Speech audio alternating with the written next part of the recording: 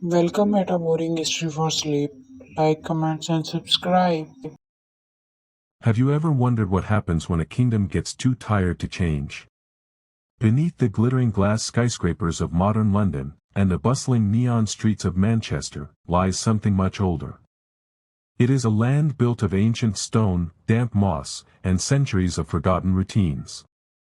We think of the United Kingdom as a place of roaring industrial revolutions, grand empires, and dramatic royal coronations. But history, real history, doesn't always happen with a shout. Sometimes, it happens in a quiet, unending sigh. Tonight, we are going to look past the grand textbooks. We are going to wander down the damp, cobblestone corridors of Britain's past, not to wake you up, but to gently guide you into the deep, heavy fog of a sleep that has been settling over these islands for 2,000 years. Close your eyes. Listen to the rain. And let's drift back to when the island first grew quiet, long before there was a United Kingdom, before there were parliaments, tea taxes, or even the English language. This rain-soaked cluster of islands belonged to the mist. To the ancient Romans who sailed north from the sun-drenched shores of the Mediterranean, Britain was not a prize, it was an inconvenience. When Julius Caesar first caught sight of the white cliffs of Dover, he didn't find a roaring empire of gold. He found grey skies, thick, impenetrable fog, and a people who seemed almost entirely swallowed by the landscape. The Romans brought their straight roads, their heavy stone villas, and their administrative ledgers. They tried to impose order on a land that simply wanted to rest. If you walk through the countryside of rural England today, perhaps near Hadrian's Wall in the biting chill of the north, you can still feel what the Roman sentries felt. Standing on a lonely stone rampart at dusk, 2,000 years ago, a bored auxiliary soldier from Spain or North Africa would look out into the endless, rolling green hills and feel a profound, bone-deep weariness. There was no sound except the wind rustling through the bracken. No grand battles every night. Just months of grey drizzle, the slow bubbling of a stew over a peat fire, and the steady, heavy eyelids of a guard waiting for a relief shift that felt like it would never come. The Romans eventually left, not because they were driven out by a grand heroic army, but because the empire back home was crumbling, and frankly, the weather in Britain was just too depressing to stay for. They packed up their sandals, left behind their heated floors, and let the moss take everything back. The island went back to sleep. Fast forward a few centuries through the shifting tides of Saxons, Vikings, and Normans. By the medieval period, the true heartbeat of the British Isles wasn't found in the royal court, but within the heavy oak doors of the countryside monasteries. Imagine life inside a remote medieval monastery, tucked away in the Yorkshire Dales. There are no clocks. Time is measured only by the heavy, rhythmic tolling of the bell tower. Clang. Clang. Clang. At midnight, the monks rise from their straw pallet beds. The stone floors are freezing against their bare feet. They pull their thick, coarse woolen robes tightly around their shoulders. They shuffle silently, in single file, down the dark corridors into the chapel for matins. The air smells of melting beeswax, damp wool, and cold stone. For hours, they chant in low, droning Latin. Their voices blend together, a continuous, undulating wave of sound that ripples up into the vaulted timber rafters and gets lost in the shadows. There is no rush. There is no internet, no breaking news, no anxiety about tomorrow's market prices. There is only the rhythm of the chant, the scratching of a feather quill copying a manuscript by candlelight, and the heavy, comforting weight of routines. Outside, the sheep graze peacefully in the mist. Inside, a monk spends 40 years of his life painting the exact same illuminated letter, G, on a page of scripture, dipping his brush into crushed lapis lazuli, over and over and over again, until his eyes grow dim and his hands tremble with age. This was the rhythm of the British Isles for 1,000 years. A slow, unbroken cadence of prayer, harvest, sleep, and rain. As centuries rolled forward, the fabric of British life shifted into the Tudor and Stuart eras. Great houses were built, and kings lost their heads. But for the ordinary plowman, weaver, and milkmaid, history was just something that happened far away while they worried about the wheat harvest. Picture a small, thatched-roof cottage in a sleepy Cotswolds village during a long, dark winter night in the 1600s. There is no electricity. The only light comes from the glowing embers of a peat and wood fire hearth in the center of the room. The smoke curls lazily upward, finding its way out through a crude hole in the thatched roof. The family sits close together not out of deep conversation, but for warmth. Outside, the frost forms intricate, delicate fern patterns across the inside of the small, leaded glass windows. The grandfather sits in a high-backed wooden chair, carving a wooden spoon with a small pocket knife. The rhythmic whittle, whittle, whittle, of the blade is the only sound in the room, alongside the heavy breathing of a hunting hound sleeping soundly by the ashes. A pot of porridge bubbles slowly on an iron hook over the fire. It has been simmering for hours. The smell of oats, wood smoke, and damp wool fills the small space. There are no clocks ticking away precious seconds. People woke with the sun, worked until their backs ached, ate a warm bowl of something simple, and went to sleep when the fire burned down to a dull, comforting red glow. The kings and queens in London could plot their wars and sign their treaties, but inside that cottage, time stood completely still. The world was small, quiet, and profoundly safe in its monotony, even when the Industrial Revolution arrived, bringing the thunder of steam engines and towering brick chimneys to towns like Birmingham, Sheffield, and Manchester. It came with its own heavy, lulling repetition. Think of the night shift workers in a mid-19th century textile mill in Lancashire. Rows upon rows of massive, wooden mechanical looms clacking away with a hypnotic, mechanical heartbeat. Clack clack, click clack, clack clack. Thousands of spindles spinning cotton into thread. The air is thick with warm steam and the sweet, heavy scent of machine oil and raw cotton. Young girls and tired men walk up and down the narrow aisles in a daze of exhaustion, tying broken threads with practiced, automatic fingers. The machines never stopped. They created a massive, mechanical lullaby that echoed across the industrial valleys of Britain for generations. People grew up within earshot of the factory whistle, living lives structured entirely by the shift change and the weekly half-holiday. It was loud, yes, but in its own strange way, it was a predictable, unbroken rhythm that lulled millions of people into a collective, orderly way of life.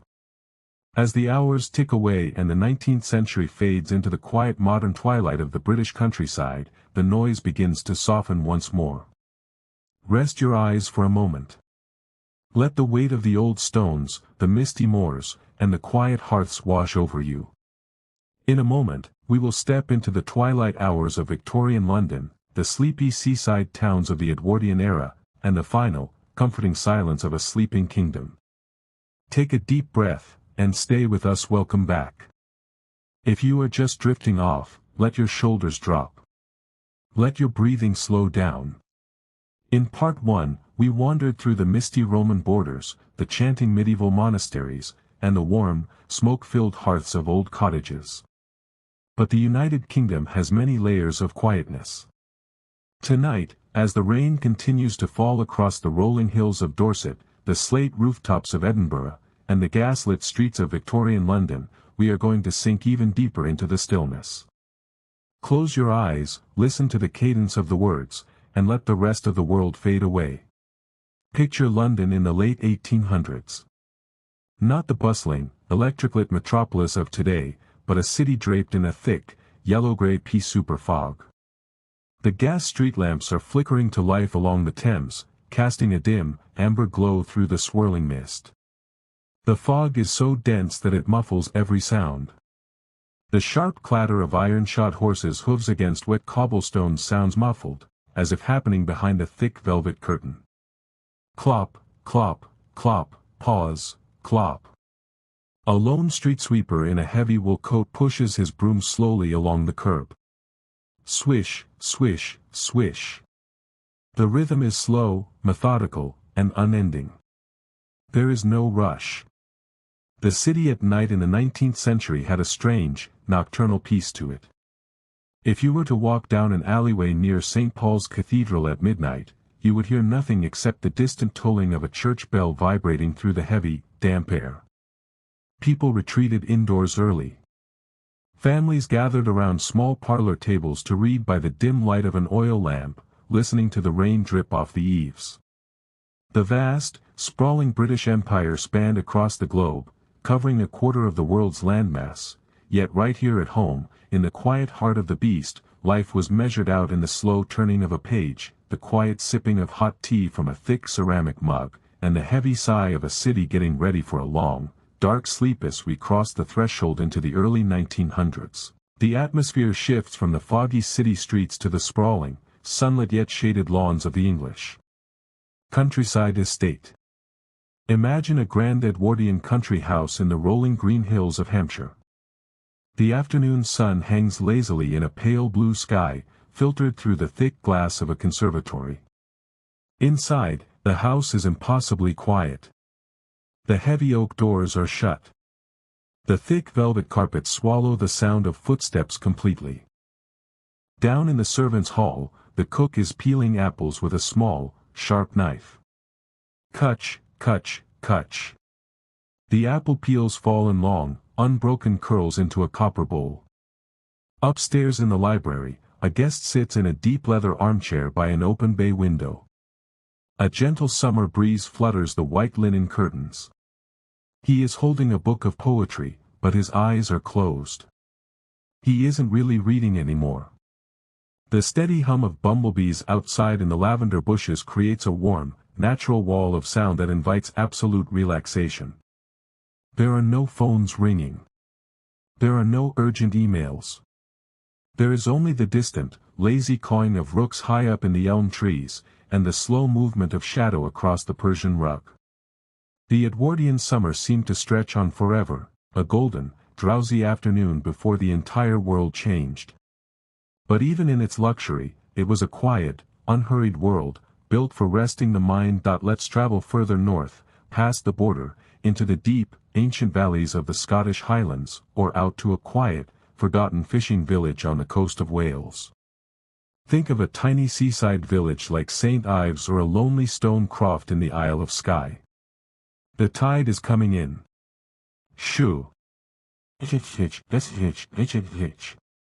Wave after wave rolls lazily onto the gray slate pebbles, pulling back with a gentle rattle before repeating the cycle. It has been doing this for millions of years. Long before humans arrived, and long after we are gone, the waves will still be washing against those stones.